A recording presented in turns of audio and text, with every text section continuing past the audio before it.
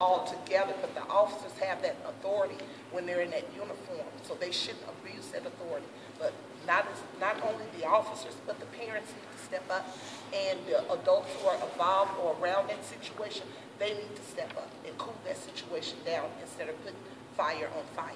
And that's a very good point. One of the trainings that some of the Memphis police officers participated in a couple of months ago was called Cops and Kids. And it was a grant that we wrote, and they brought in trainers to train certain specific officers on how to deal with children, because it is different. Now, sometimes it is simply a matter of police protocol. You know, I mean, you just rob somebody, break somebody, that's different.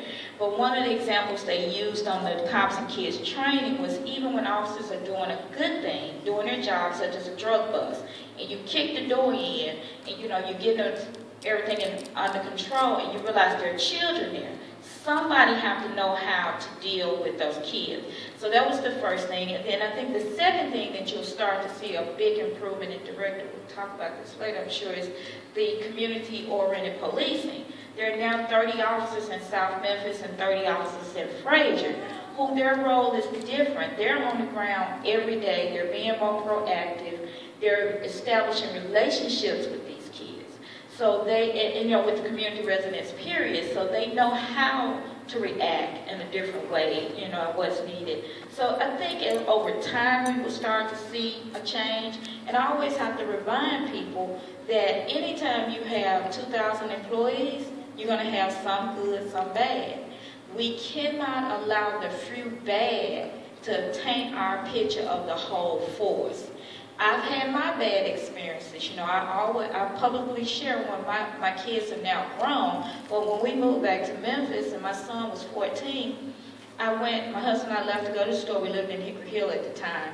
And when we turned back onto our street, I literally see this police officer slamming my son into the side of the car. This is in the daytime. And so I jump out the car and I'm screaming and I'm hollering, what's going on? Because my son that he's slamming into the car is a special needs child. He has an IQ of 78, which means he's not retarded, but he's right at the borderline. And he's a twin. I see his twin up against a tree screaming and hollering at the officer, and there's like 10 or 15 kids. So we get to the bottom of the story. The officer was abusing the kids. There was a robbery somewhere in our neighborhood. 2 black boys robbed somebody. They came down our street, they saw about 15 boys in the yard of a neighbor's house playing basketball, and they just, you know, came aggressively.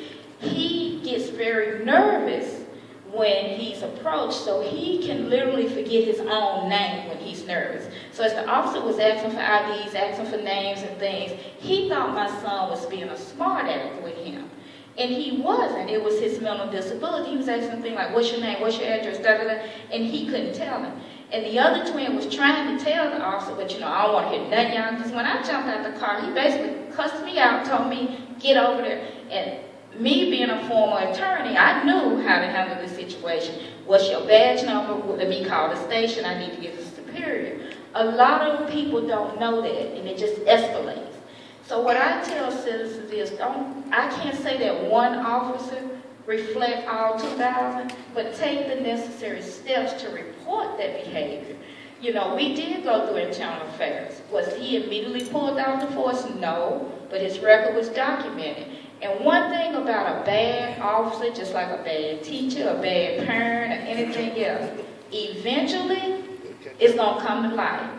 My son was 18 or 19. We were watching TV. Years later, living somewhere, you know, a different part of Memphis. Who do we see on TV but this unnamed officer now been arrested on something else? So as citizens, all we can do is document it, you know, and it will take its course. But don't think that's all officers. And like I said, those are 2 steps I know I think you'll see a big difference soon. One thing that I see in the community is that we as parents, we know our children.